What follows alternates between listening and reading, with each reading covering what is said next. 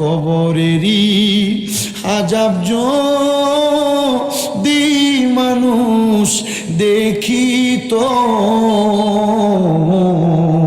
ঘরবাড়ি ছাড়িয়া পাগল হইত। মুসলমানের দল এক এক মাহফিলের অতিথিবৃন্দ উপস্থিত হইতেছে।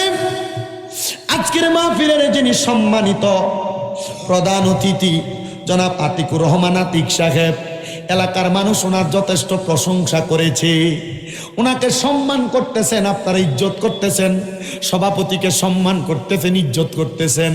সুদূর কুমিল্লা থেকে আমরা আসছি, আমাদেরকে সম্মান করতেছেন, ইজ্জত করতেছেন।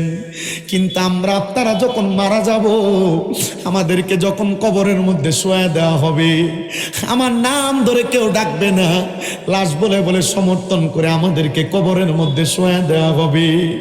দুনিয়াতে দামি খাটের মধ্যে আপনি ঘুমান ও মুসলমান, দুনিয়াতে যখন আপনার একটু ঠান্ডা লাগা যায়, গায়ের মধ্যে দামি কম্বল দামি লেপ আপনি জড়ায় নেন, কিন্তু এই কবরের মধ্যে এমন আযাব, এমন শাস্তি দেওয়া হবে, ঠান্ডার পর গরম, গরমের পর ঠান্ডা, এমন কঠিন যন্ত্রণা দেওয়া হবে।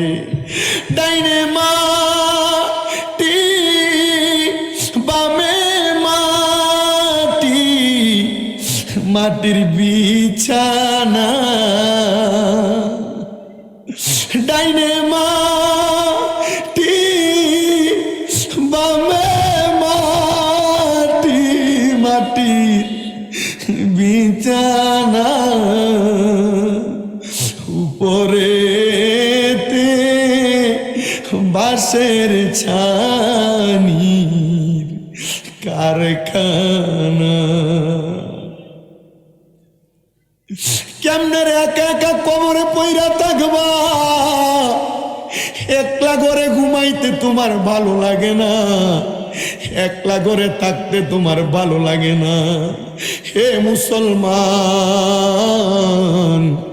এই কবরের কঠিন যন্ত্রণা, কবরের কঠিন আযাবের কথা শুই না নবীর সাহাবায়ে কেরাম আমার নবীজিকে বলে, ইয়া রাসূলুল্লাহ, ও গো মায়ার নবী, দয়ার নবী, রাহমাতুল লিল আলামিন নবীজি, আমরা তেমন কবরের কঠিন আযাব সহ্য করতে পারবো না, আপনি কোন কবরের আযাবের কথা বলেন?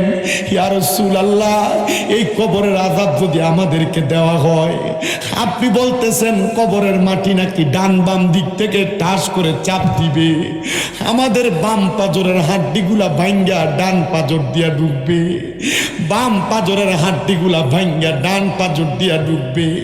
নবীজি গো, আমরা সাহাবায়ে কেরাম এগুলা সহ্য করতে পারবো না।